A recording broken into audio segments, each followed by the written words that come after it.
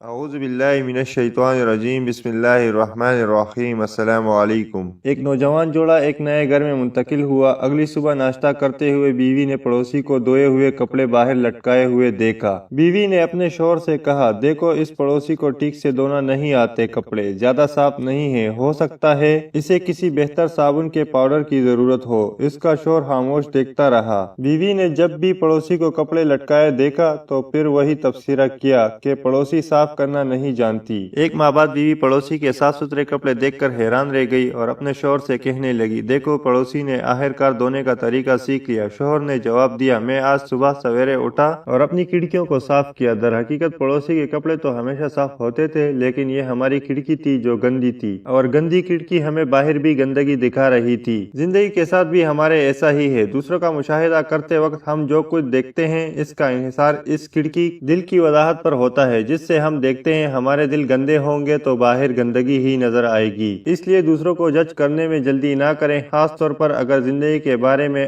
آپ کا نظریہ غصہ، حسد، منفی یا ادھوری خواہشات میں سے ہے۔ دوسروں کو جج کرنا اس بات کی وضاحت نہیں کرتا کہ وہ کون ہے، یہ اس بات کی وضاحت کرتا ہے کہ آپ کون ہیں۔ خدا حافظ۔